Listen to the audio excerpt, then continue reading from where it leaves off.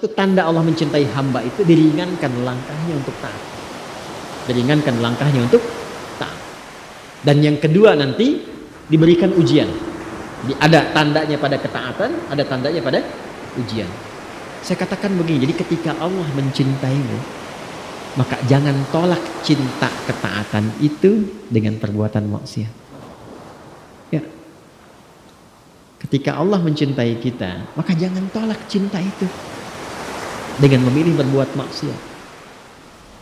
Maka alhamdulillah, tiba-tiba DKM mengumumkan handphonenya telah ditemukan kembali, disimpan persis di lokasi yang pernah diambilnya itu.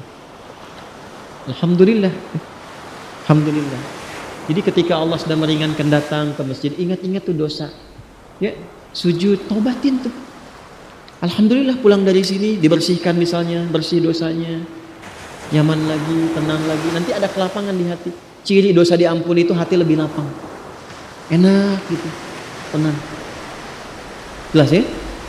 Nah, itu gambaran yang saya sampaikan ya. Nah, di ayat ini indahnya begini. La taqnatu min rahmatillah. Hambaku, jangan putus asa dari rahmat Allah. Innallaha yaghfiru dzunuba jami'a. Sungguh, pakai nun taukid lagi. Pakai inna lagi. Harfu nasbin wa taukidin tansibul isma wa tarfa'u khabara mabniyun 'ala al-fathi la mahalla lahu min al-i'rabi. Huruf yang menguatkan, menancapkan pada jiwa, berharakat fathah untuk menginspirasi. Buka hatimu. Luaskan, tancapkan pada jiwamu.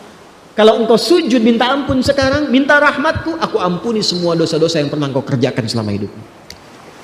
Kurang apa coba? Itulah rahmatnya Allah itu. Karena itu ketika ada hambanya yang beriman dan ada hambanya yang ingkar dengan yang munafik, Allah lebih memberikan perhatian kepada yang ingkar, yang munafik, supaya sama-sama beriman. Kurang sayang apa lagi coba? Ya.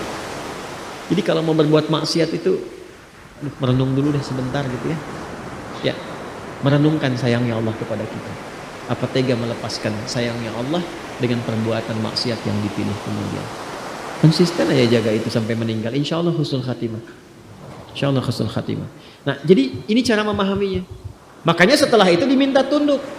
Karena itu nanti di sini dikatakan wal ibadatu dunal awthani wal asnami wal aliha li'annahu jalla dzikruhu wa khaliquhum wa khaliqu man qablahum min abaihim wa ajdadihim wa khaliqu asnamihim wa awthanihim wa alihatihim faqala lahum jalla dzikruhu falladzi khalaqakum wa khalaqa aba'akum wa ajdadakum wa sa'iral khalqi ghairakum wa huwa yaqdiru ala dharrikum wa naf'ikum awla bit ta'ati mimma la yaqdiru lakum ala naf'i wala dharrin.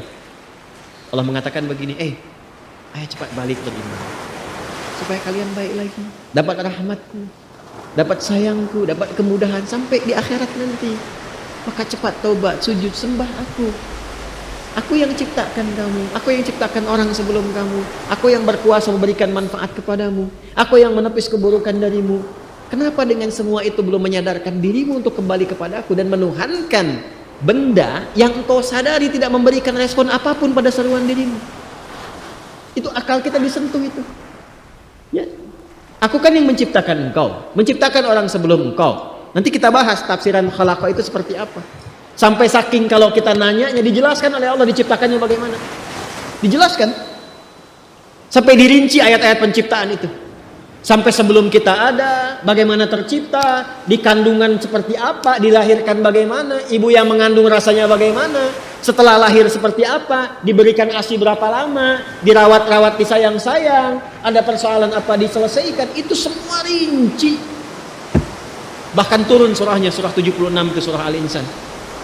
Tentang manusia. Hal ata 'alal insani hinum minad dahri lam yakun syai'an madhkura.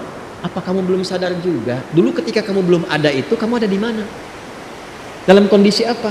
Satu-satunya kitab suci di muka bumi yang menjelaskan tentang penciptaan manusia dari sebelum ada sampai berpulang dengan sangat detil hanya Al-Quran. Dan yang bisa menjelaskan dengan detil itu pasti penciptanya. Kalau bukan pencipta nggak mungkin bisa menjelaskan dengan detil. Mustahil. Yang membuat spidol mampu menjelaskan spidol ini dengan rinci. Bahannya apa, kadar tintanya berapa, fungsinya bagaimana, bisa dihapus cepat atau tidak, yang bikin. Al-Quran rinci menjelaskan tentang penciptaan manusia, menunjukkan bahwa Quran firman Allah. Dan nyata Allah pencipta kita. Sekarang yang menciptakan kita, menyayangi kita, mengasihi kita, jangan sampai kamu celaka.